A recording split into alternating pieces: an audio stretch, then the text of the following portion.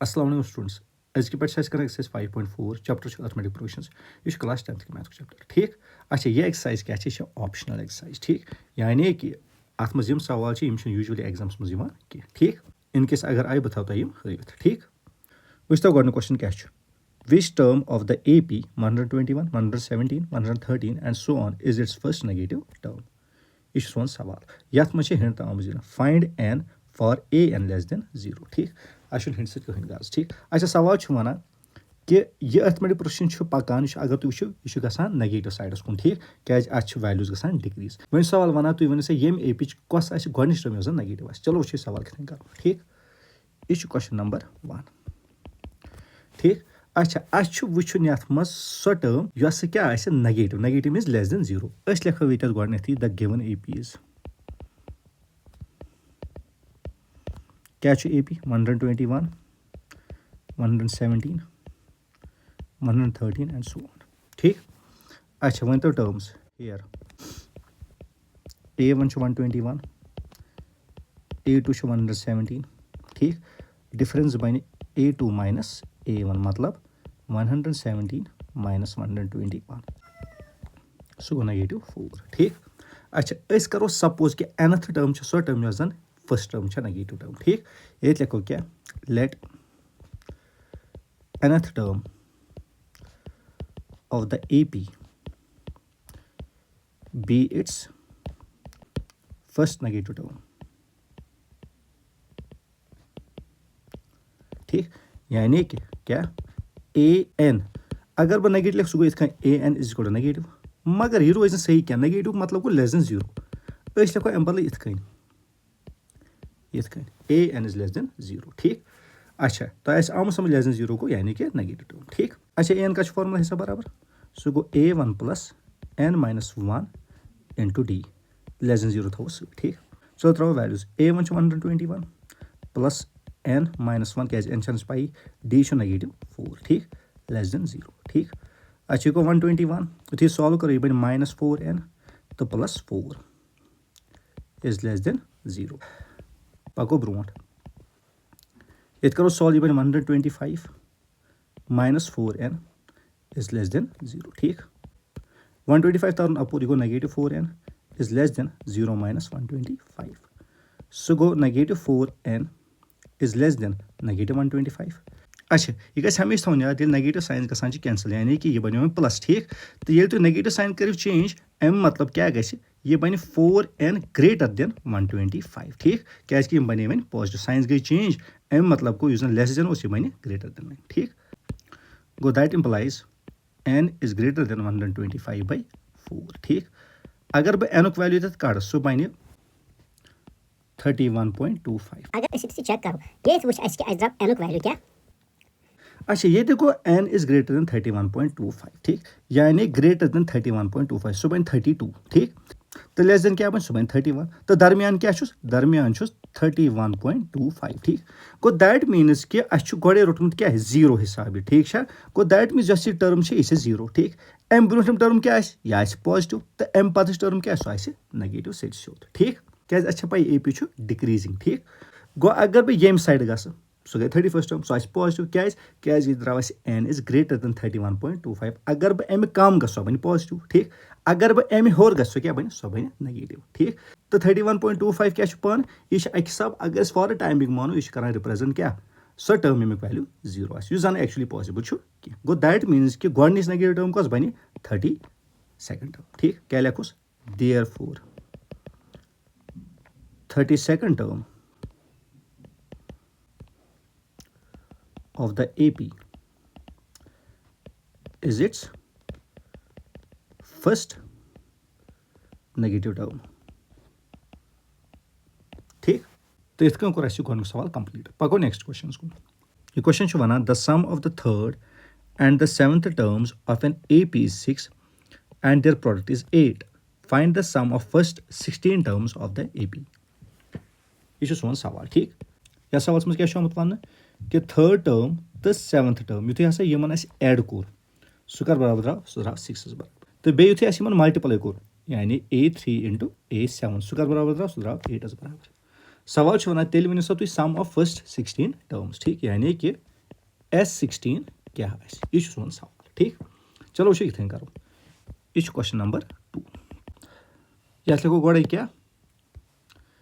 let A1 be the first term and D be the common difference ठीक अच्छा गोड़निच condition क्या A3 plus A7 is 6 ठीक ये लिखो ये थी according to first condition so क्या A3 plus A7 यानी कि sum of third and seventh term कर बराबर 6 बराबर ठीक अच्छा फॉर्मूला सब कर बराबर A3 सो A1 plus 2D ठीक plus A7 A1 plus 6D is equal to 6 ठीक ब्रैकेट्स खोलो सो A1 plus 2D plus A1 plus 6D is equal to 6 ठीक ये करो ऐड A1 plus A1 को 2A1 ठीक प्लस 2D तो 6D को 8D ठीक is equal to 6 left sides में करो 2 common अथरो A1 plus 4D is equal to 6 ठीक एम मतलब गो A1 plus 4D कर बराबर नेर 6/2 ठीक ये गस cancellation 2 1s are 2 3s are ठीक तो एम मतलब गो अस क्या बने equation A1 plus 4D is equal to 3 ठीक ठीक अच्छा बताओ इतना ब्याख स्टेप ऐड कर क्या मतलब बताओ इतना लिखित that implies A1 is equal to 3 minus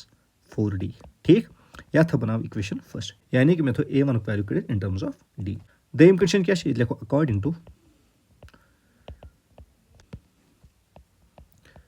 second condition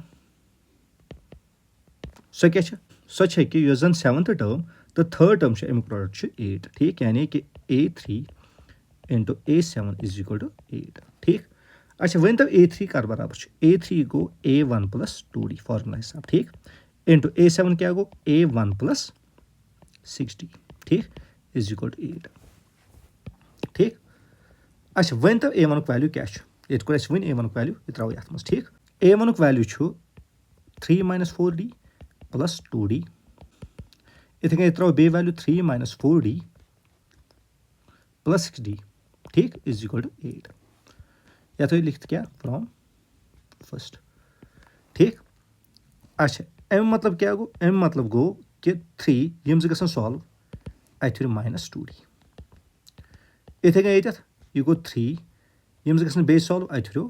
+2D is equal to 8 अच्छा ये बने आइडेंटिटी क्या A minus B into A plus B सह बराबर गो सह A square minus B square यानी कि A square minus B square is equal to 8 ये करो आइडेंटिटी मेंशन यानी कि A minus B into A plus B is equal to A square minus B square अच्छा वन करो फर्दर सॉल्व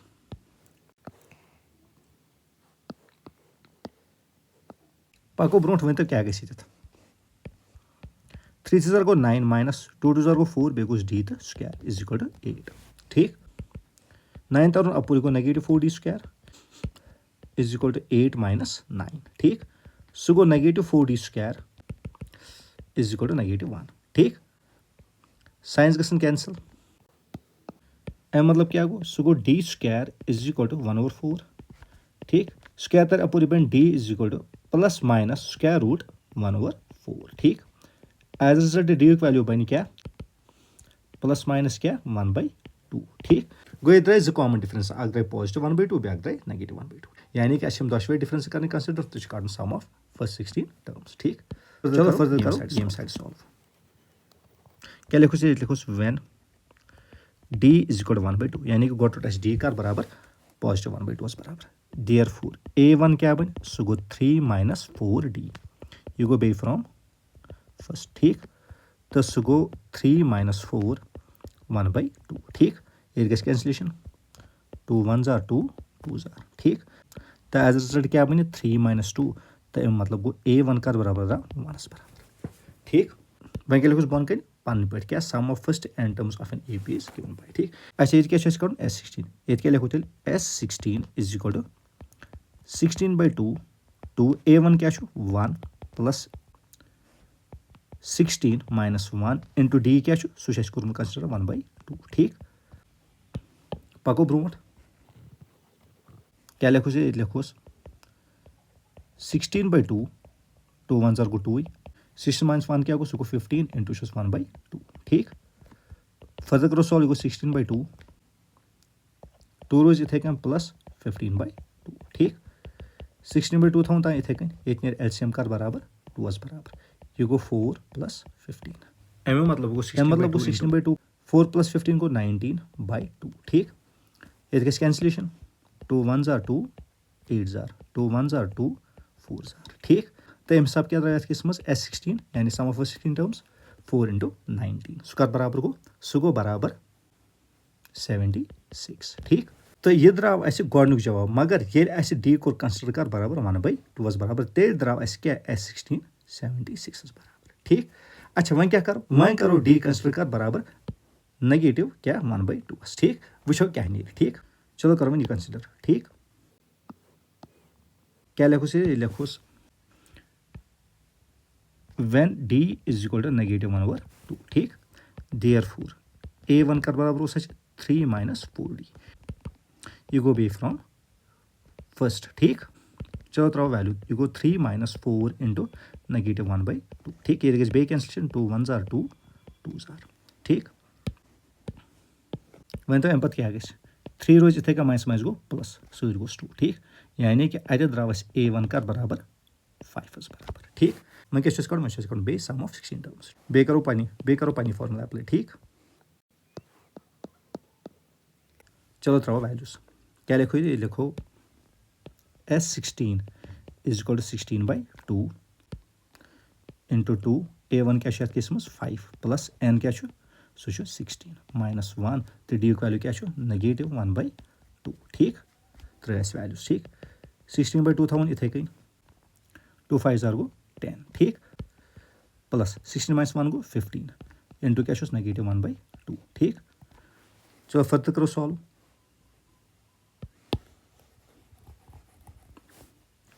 वन तो क्या गस 16/2 रोज इथे कन ठीक इंटू 10 + गो -15/2 16/2 थवन इथे कन ठीक ये नेर एलसीएम क्या 2 ये गो 20 - 15 ये गो 16/2 इंटू 20 - 15 को 5/2 ये गस कैंसिलेशन 2 1 2 8 ठीक इथे कन 2 1 2 4 ठीक तो अम हिसाब क्या द्राव यथ केस में सम ऑफ 16 टर्म्स 4 × 5 गो 20 ठीक गो यथ केस में द्राव S16 सम ऑफ 16 टर्म्स कोता 20 बराबर ठीक गो यम द्राय ज जवाब अगर द्राव S16 = 76 बे द्राव S16 = 20 गो यथ में ज जवाब अख 76 तो बे 20 तो इथे गो ये सवाल तो कंप्लीट पको नेक्स्ट क्वेश्चन कुन ये क्वेश्चन वना a ladder has rungs 25 cm apart see figure the rungs decrease uniformly in length from 45 cm at the bottom to 25 cm at the top if the top and bottom rungs are 2.5 meters apart what is the length of the wood required for the rungs hint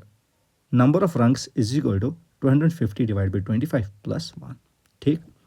अच्छा सवाल मज hint दिन मगर hint सह कत कर ठीक अच्छा सवाल क्या वन अस लैडर अ रंग्स 25 cm अपार्ट अच्छा रंग्स क्या रंग्स गई लैडर हिंद पैव ठीक अच्छा दपान कि दोन कंजिक्यूटिव रंग्सन कसा डिस्टेंस मज बाग 25 cm ठीक नंबर 1 नंबर 2 क्या अत मज दित कि रंग्सन लेंथ यह uniformly गसान come from 45 to 25 cm ठीक यह दयम चीज तस सवाल वन जो टॉप रंग तो बॉटम रंग अत मज बाग कसा डिस्टेंस 2.5 मीटर अच्छा वह क्या सवाल वन तुम वन सा length of the would required for the rungs ठीक गो यानी कि अ गोड़े वुन कत पैव तो पे वुन यमन पावन कूता लगे टोटल वुड बनानस ठीक चलो करो क्वेश्चन यह क्वेश्चन नंबर 3 ठीक अच्छा गोथी वो टॉप तो बॉटम रंग यमन दरमियान कसा डिस्टेंस मज बाग क्या लिखोस ये लिखोस distance between top and bottom rung सह कूता सह 2.5 मीटर्स ठीक सह गो 2.5 मीटर्स ऑब्वियसली ठीक अगर सेंटीमीटर्स मज करो कन्वर्ट सह बन 2.5 × 100 ठीक क्या सोरे सेंटीमीटर्स मज ये करो सेंटीमीटर्स में कन्वर्ट ये कर बराबर बन ये बन 250 सेंटीमीटर ठीक अच्छा गोडे वो ये मज कत्या रंग्स ठीक सह कितना करो सह करो इत ये लिखो नंबर ऑफ रंग्स ठीक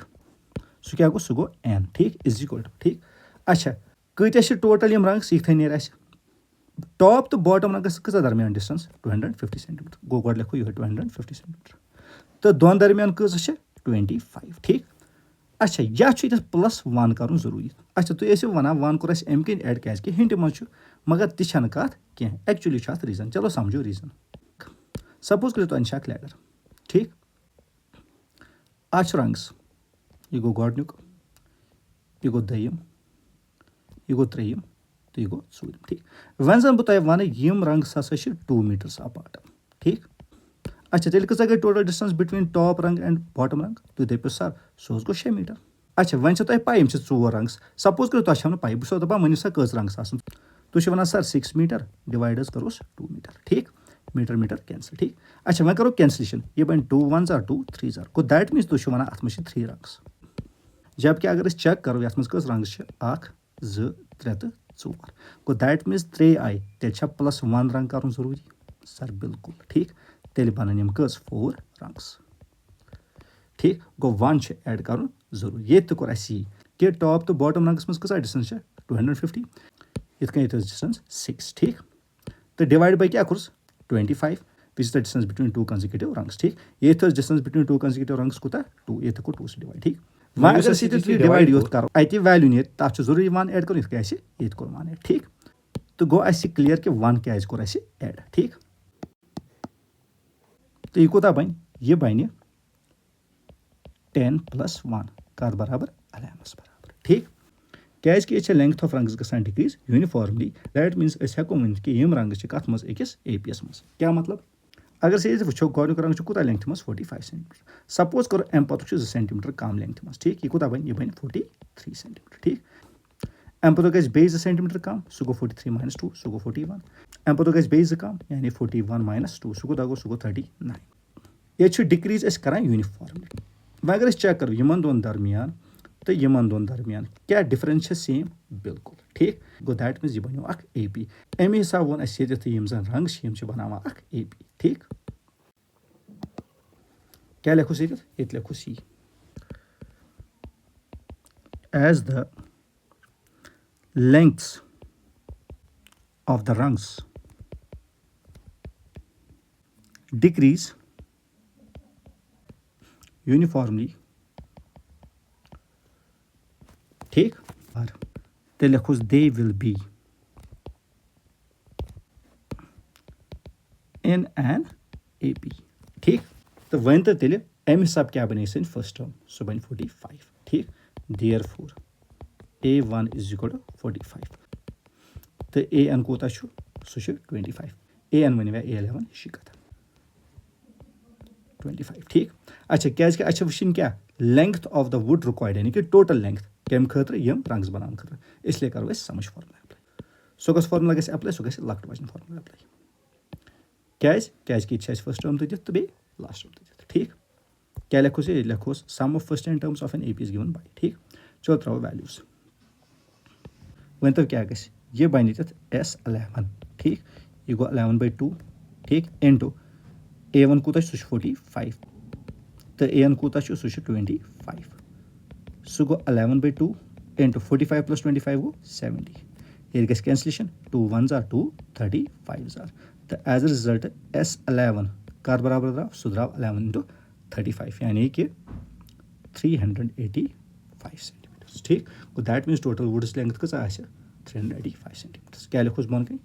therefore length of the wood ठीक रिक्वायर्ड ठीक फॉर द रंग्स सह कर बराबर गो सह गो = S11 = 385 सेंटीमीटर तो इत गो यह सवाल तो कंप्लीट पको नेक्स्ट क्वेश्चन को question number 4 one the houses of a row are numbered consecutively from 1 to 49 show that there is a value of x such that the sum of the numbers of the houses preceding the house numbered x is equal to the sum of the numbers of the houses following it. Find the value of x. Hint: sx minus 1 is equal to s49 minus sx. ये छो सोन सवाल या सवाल मज आम hint दिन मगर अस hint कत जरूरत ठीक चलो वो सवाल क्या अस रो ऑफ हाउसेस ठीक सपोज करो हाउस नंबर 1 यह हाउस नंबर 2 यह गो हाउस नंबर 3 यह गो house number 4 and so on up to house number 49 ठीक गो यह बनो फर्स्ट हाउस नंबर यह गो सेकंड यह गो थर्ड यह गो फोर्थ तो यह गो 49 ठीक अच्छा वो सवाल वन यमन हाउस नंबर मज बाग हाउस नंबर x ठीक यह तुथ हाउस नंबर कि अम ब्रो हाउस नंबर यानी कि प्रिसीडिंग हाउस नंबर्स तिहुंद सम यानी कि हाउस नंबर सम ठीक तो अम पत हाउस नंबर यानी कि तिम गई तिम हाउस नंबर्स फॉलो कर यानी कि फॉलोइंग ठीक युंद सम यानी यमन हाउस नंबर सम यह दोशवनी हुंद इक्वल यानी कि preceding house number sum is equal to following house number sum ठीक वह क्या सवाल वन तुम वन सा कि यह एक्स नंबर हाउस यानी कि हाउस नंबर एक्स यह कुस हाउस नंबर यानी कि एक्स वैल्यू वन ठीक यह कथ करो सवाल वो कित सपोज करो अस अर्थमेटिक प्रोग्रेशन 1 2 3 4 5 6 7 8 9 तो 10 बस तुम वन तला मे वन तो यमन त्रेन सम ठीक बट यूजिंग फार्मूला ठीक तुम वन सर यह करो अम खतर क्या करो तुम गोड़े करो तुम 10 टर्म्स सम युथु तुम ये सम करो सह बन 55 बराबर ठीक अम पे करो यम जन यमो नंबरों ब्रो नंबर युंद सम यानी यमन नंबर सम ठीक युंद सम नी तुम 28 ठीक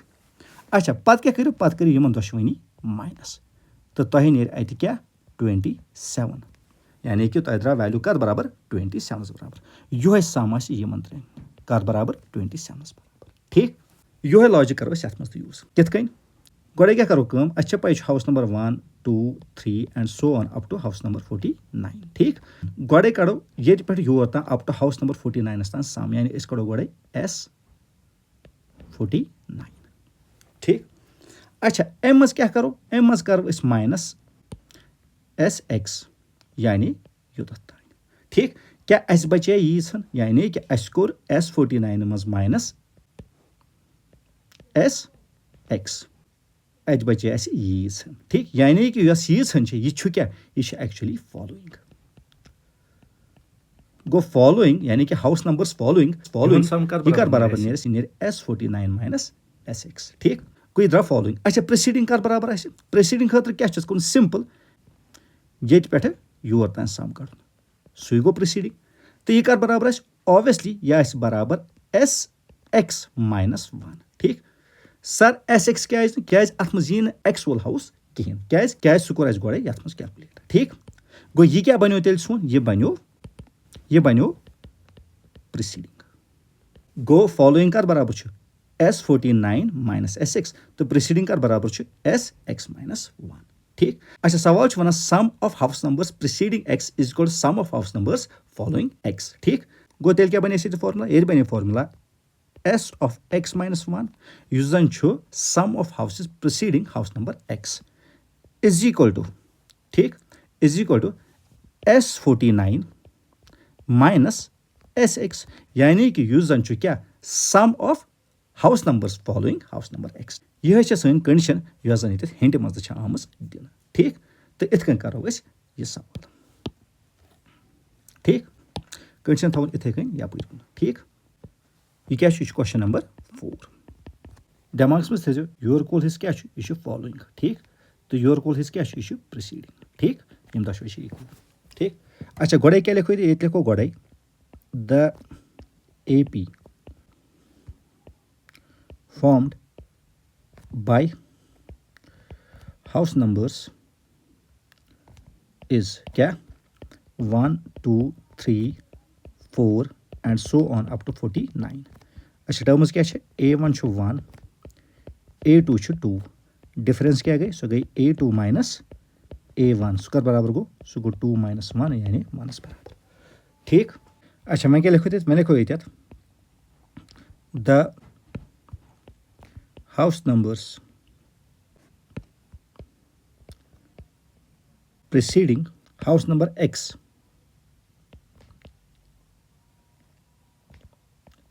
is क्या s x minus 1 ठीक।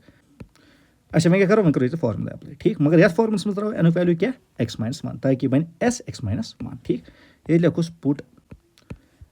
n is equal to x minus 1 ये बने तेल s x minus 1 is equal to एनुक वैल्यू x minus 1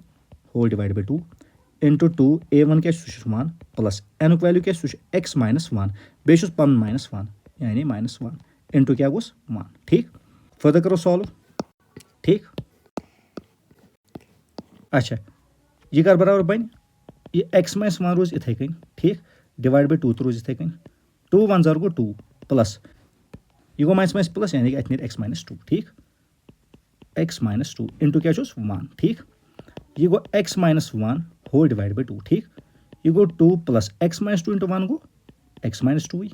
ठीक। अच्छा ये 2 तो ये 2 गए कैंसल गो ए मतलब अस द्राव s x minus 1 सो द्राव x into x minus 1 whole divide by 2 या थो नाव इक्वेशन फर्स्ट ठीक। अच्छा वन क्या वन कर वन वुचन फॉलोइंग ठीक ये लिखो वन ये क्या द हाउस नंबर्स प्रेसिडिंग जगह क्या लिखोस फॉलोइंग ठीक following house number x is सह कर बराबर सह याद बराबर कत S49 माइनस SX यानी कि S49 माइनस SX ठीक गो गोड़े कड़न S49 ठीक गो ये लिखो नाव S49 समझ फॉर्मूला करो अप्लाई बे ये 49 by 2 ठीक ये गो 2a 1 प्लस एनुक वैल्यू सह गो 49 माइनस 1 तो d युक वैल्यू क्या सह 1 ठीक 49 by 2 रोज इथे कन ठीक 2 into 1 गो 2 49 minus 1 गो 48 into 1 गो 48 ठीक गो एम मतलब बन 49 by 2 into 50 ठीक ये कैंसलेशन 2 1 are 2 25 are तो एज रिजल्ट क्या रहा S49 सह नीर 49 into 25 ठीक सह कर बराबर गो सह गो 1225 यानी कि 250 ठीक। अच्छा वह क्या मैं कड़न SX ठीक एंड SX गो ये एन तक लिखुन x ठीक यानी बन x by 2 into 2 a1 bay 1 plus n क्या बनो x minus 1 तो d पन 1 ठीक x by 2 रोज इथे कन ठीक ये बन 2 1 0 गो 2 x minus 1 into 1 तो क्या गो x minus 1 ठीक एम मतलब गो x by 2 into 2 minus 1 गो 1 गो ये बन x plus 1 ठीक एम मतलब गो SX का बराबर द्राव सह द्राव x into x plus 1 whole divide by 2 ठीक। अच्छा मैं लिखोस नाव क्या अच्छु कड़न क्या फॉलोइंग विल हाउस नंबर्स सह कर बराबर सह S49 माइनस SX ये लिखो ये S49 माइनस SX सह कर बराबर S49 कर बराबर 1225 गो 1225 ठीक माइनस SX कर बराबर सह यार बराबर यानी x into x plus 1 whole divide by 2 ठीक यथ हो नाव इक्वेशन सेकंड ठीक। अच्छा मैं लिखो ये अकॉर्डिंग टू क्वेश्चन मैं वस कोत according to question नश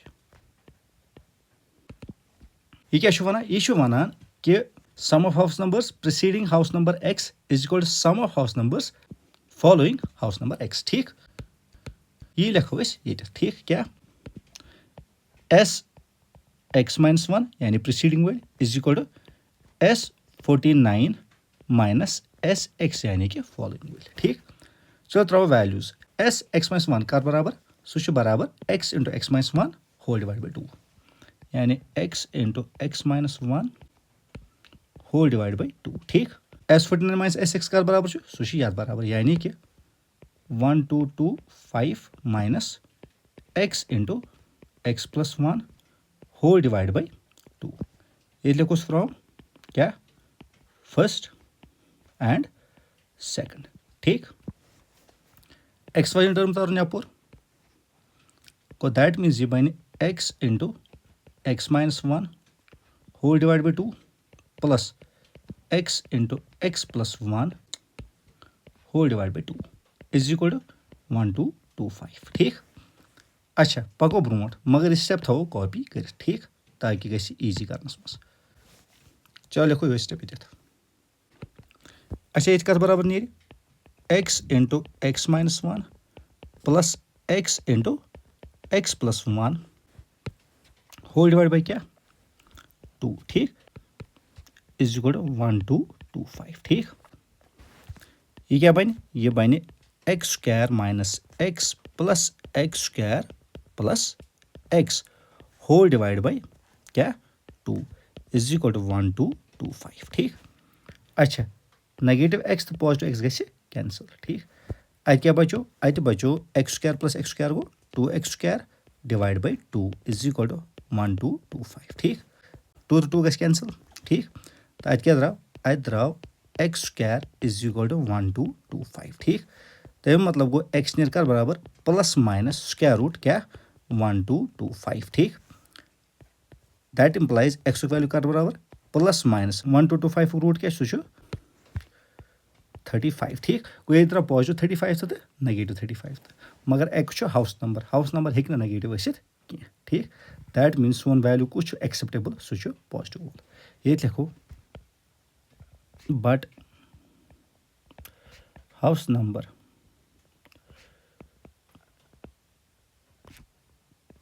cannot be negative. So x is equal to negative 35 is neglected या वनी rejected ठीक। Therefore required house number सो क्या गो सह गो equal to x equal to 35 ठीक। तो ये कोर सवाल तो कंप्लीट पको नेक्स्ट क्वेश्चन को। क्वेश्चन नंबर 5 वनान a small terrace at a football ground comprises of 15 steps each of which is 50 meter long and built of solid concrete. Each step has a rise of 1/4 meter and a thread of 1/2 meter. See figure. Calculate the total volume of the concrete required to build the terrace. यह सवाल अत मज hint दिन हिंट क्या volume of concrete required to build the first step is equal to 1/4 इंटू 1/2 इंटू 50 metre cube ठीक। चलो वो सवाल क्या वन ठीक। अच्छा अख टेरेस ठीक ये टेरेस कमुक बन स्टेप्स ठीक। अगर तुम वो हर कुछ स्टेपस कूत जेचर सह 50 मीटर तो खजर कूत सह 1/2 मीटर या 1/2 मीटर ठीक। तो थजर कूत सह 1/4 मीटर ठीक। गो गोडनुक चीज ये ठीक। अच्छा वन सवाल वनान तुम वनो सा यह हसा बनोमुत कचन स्टेपन हुंद 15 स्टेपन हुंद ठीक। अत वनो सा कूता वॉल्यूम लगे कंक्रीटुक बनानस ठीक। वो कितन करो गोडनथी कड़ो गोडनुक स्टेप अमुक वॉल्यूम ठीक। अगर तुम वो अख स्टेप यमो मज रटो अख स्टेप ठीक यह क्यूबॉइड ठीक। क्यूबॉइडुक वॉल्यूम कर बराबर length into breadth into height ठीक। अच्छा वन तो लेंथ क्या लेंथ 50 मीटर यह गो 50 मीटर ठीक या 50 लिखियो सोरी इंटू ब्रेडथ कच ब्रेडथ 1/2 मीटर ठीक। तो हाइट कच सो 1/4 मीटर ठीक।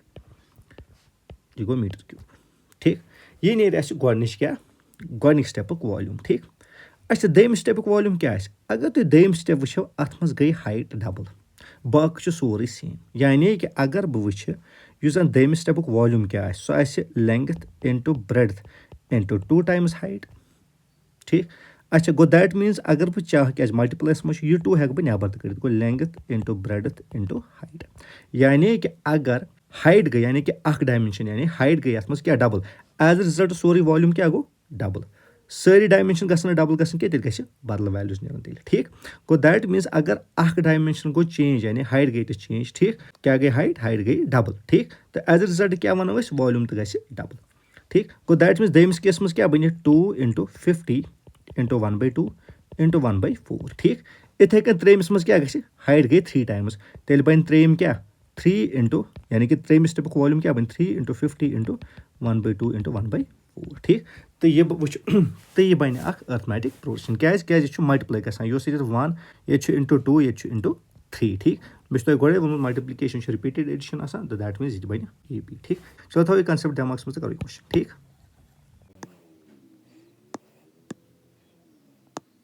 ये क्वेश्चन नंबर 5 ठीक ये लास्ट सवाल ये एक्सरसाइज हूं तो बे चैप्टर ठीक गोड़े लिखो क्या वॉल्यूम ऑफ कंक्रीट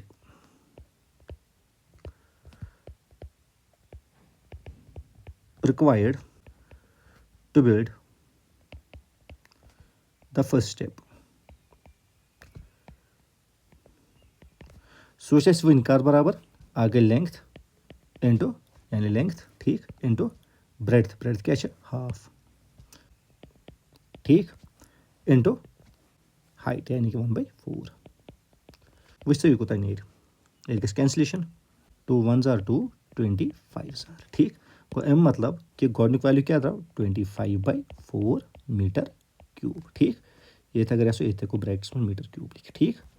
तो यह बने सन फर्स्ट टर्म अच्छा अम पे क्या कर दम टर्म कित यथ वैल्यू कर मल्टीप्लाई 2 त्रेम कित अथ वैल्यूस करो मल्टीप्लाई 3 ठीक तो चूरिम नीर मल्टीप्लाइड 4 ठीक तो एंड सो ऑन ठीक वो तो दमस केस क्या लिखो यानी कि कूता वॉल्यूम लगे कंक्रीट दम स्टेप बनाने मज लिखो योकुन पहन ठीक सो गो 2 इंटू 25/4 ठीक ये cancellation 2 1s are 2 2s are ठीक तो क्या द्रा अम सब वॉल्यूम 25/2 क्या मीटर क्यूब यह बनी सन सेकंड टर्म ठीक मारे लिखो ये लिखो ये सेकंड स्टेप ठीक इथे मतलब volume of concrete required to build the third step ठीक क्या लिखोस लिखोस थर्ड स्टेप सो क्या गो सो गो ये गोडनिक्स वैल्यू 3 सिट इंटू कर ठीक सो क्या बन सो गो 3 इंटू 25/4 सो कर बराबर गो सो गो 75/4 मीटर क्यूब यह बने सन थर्ड ठीक इथे कन क्या volume of concrete required to build the fourth step ठीक ये फोर्थ स्टेप सो कर बराबर सो गो 4 इंटू गोडनिक वैल्यू ठीक यानी कि 25/4 ठीक 4 तो 4 गए कैंसल ये कर बराबर नीर 25 metre cube is equal to A4 and so on ठीक ये लिखो ती क्या कि अबो लिस्टेड नंबर्स क्या बना AP ठीक क्या पाई ये ग multiplication and multiplication is repeated addition मैं तुम गोड़े ठीक चलो लिखो ये बन ये क्या the above list of numbers forms an AP ठीक विद कॉमन डिफरेंस क्या बन सो गो A2 माइनस A1 ठीक अच्छा A2 क्या सोन A2 25/2 माइनस क्या 25/4 ठीक चलो करो ये फर्दर सॉल्व ठीक स्टेप थो यहाँ पर मेंशन कर वन तो क्या गम पे ये एलसीएम 4 ठीक अम सब क्या ये थी 50 माइनस 25 अच्छा ये क्या द्राव एज अ रिजल्ट डी सो द्राव 25/4 ठीक अच्छा यम कस स्टेप्स 15 ठीक यानी कि यह बनो सोन एन क्या लिखोस ये लिखोस नंबर ऑफ स्टेप्स यानी n इज इक्वल टू 15 ठीक अच्छा क्या कर टोटल वॉल्यूम ठीक दैट मीन्स समझ फॉर्मूला अप्लाई ठीक चलो करो फार्मूला अप्लाई फार्मूला पाई ठीक चलो त्रो वैल्यूज SN मतलब S15 यह गो 15/2 इंटू 2 A1 क्या A1 25/4 ठीक ये लिखो 25/4 ठीक प्लस N 15 माइनस 1 डी तो 25/4 ठीक यह गो 25/4